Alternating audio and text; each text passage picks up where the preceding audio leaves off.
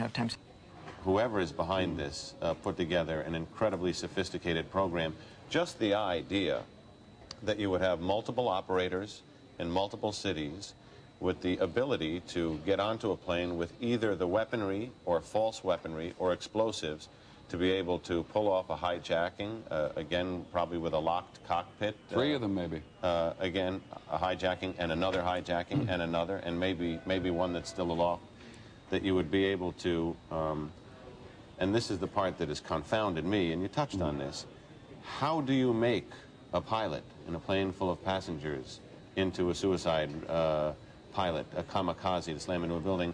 And if you do not, how do you, as the terrorist, have the level of sophistication to take over the controls of a sophisticated airliner jet plane to be able to fly accurately into targets like hitting dead center into the Pentagon, which is a low building? You heard John McCarthy saying knocking off telephone poles, knocking down telephone poles as it came along. Dead hits into the World Trade Center, one at the center, one near the top. As you pointed out, there's a lot of mystery to this, confounding mystery, an incredible scope. Well, Peter, I'm going to give you kind of a pool report from several of our correspondents down here of basically what happened down here in downtown New York between 9:45 and 10:45 when the 2 explosions and the collapse of the World Trade Center happened. At the time, I was actually in the subway heading towards the World Trade Center right around Franklin Street, and after the first explosion, the subway station started to fill with smoke. The subway cars started to fill with smoke, and the subways actually stopped. Did you see what happened? What happened? Well, I was in the PATH train, and there was a huge explosion sound. Everyone came out. We went down to the PATH train, which is like 2 levels below what you see right up here. Did you see what happened? What happened? Well, I was in the PATH train, and there was a huge explosion sound. Everyone came out. A large section of the building is blown out, around like the 80th floor. When you exited the subway station due to a lack of smoke, Eileen? It was very smoky, and then we exited on Church Street out of the PATH train station. I crossed over to Church.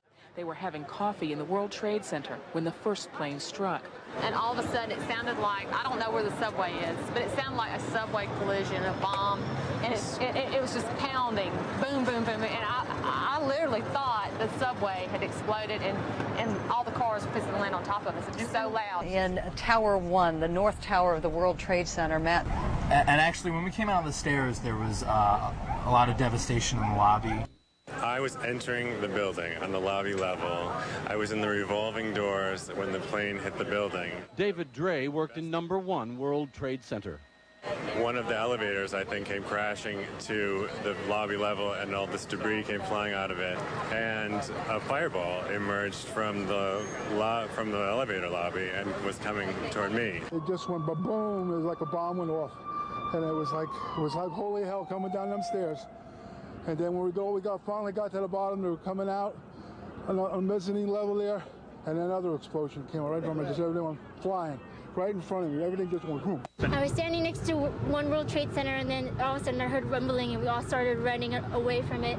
The glass blew out and threw me onto the sidewalk, and I couldn't see for 20 seconds. Bottom elevator, the glass just flames exploded out the front of the World Trade Center. Glass flew everywhere.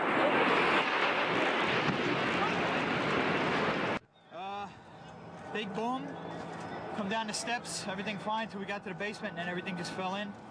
I got trapped under there when another guy crawled out, kept getting hit in the head, bags floated around. Finally, we clawed our way out over the rubble. Yeah. Come on down. We did all right. All right, way to be, Tom. Let's go. Witnesses spoke of how eerily calm the survivors, even the injured, appeared to be. And all of a sudden, it was this big explosion. I don't know if it's just like what you just seen. That's what we went through before we came out of the building. Then when we get out the building, then another smoke cloud came. We had to go through that smoke cloud again. We saw a shadow. It looked like a plane. Next thing we know, it was boom, boom, and the floor started shaking. And then we saw debris fall down. And next thing we know, we had to get out of the building. We stuck on the stairs for a while. We finally got down to the lobby. Then we get to the lobby, it was this big explosion. So I was real lucky. I don't know what happened to the people behind me when that blast occurred. I asked him what happened. What was amazing about his story was that he was in the lobby of World Trade Center 1 when the first plane hit.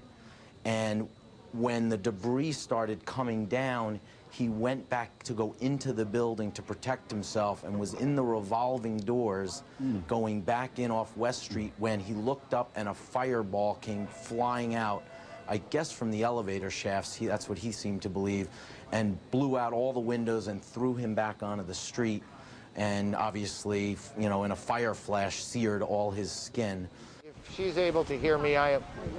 Hillary, I gotta go. They're pulling him away. And let me tell you what's happening. They're pulling him away. They're taking away Lieutenant Sam Esposito, who they just was an off-duty officer just now.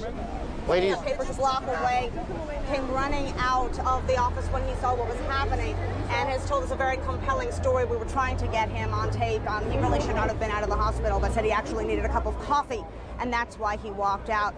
But his story was that he ran in. He went into the daycare center, which really hasn't been mentioned very much, on the second floor of one of the World Trade Center buildings.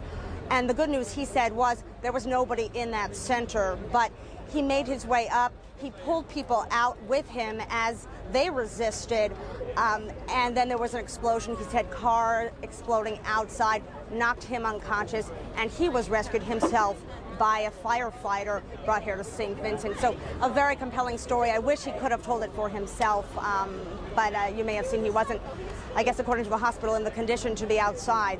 Back to you. Actually, just to clear things up, I wasn't in the building. I was in the World Financial Center, which is directly behind it. Anything else you know that you'd like to add? Just as I was coming out of the building, I heard somebody sort of ushering people away, and they were saying, you guys got to get out of here, it's a bomb. Many thanks, Lindsey Grimm. What's happening? She's right around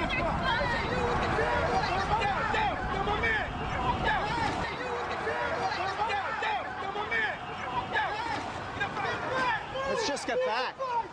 Get back. What is it? They just think there's going to be another explosion. I was in B tower. A tower. What floor were you on? B1. What floor? The first one. What happened? Tell me. When a big explosion happened, some guy came out. His skin was all off. I helped him out. This is him all over. There's people jumping out of windows. I've seen at least 14 people jumping out of windows. It's horrific. I can't believe this is happening. Anything else that you saw? Were you there for the second hit by the plane? About 10 minutes later, the second building went off. Did you see it? Yes, I saw it. It just blew up. A big explosion. People started running. It was just chaos everywhere. Yes, I was right there. I was down in the basement. Came down.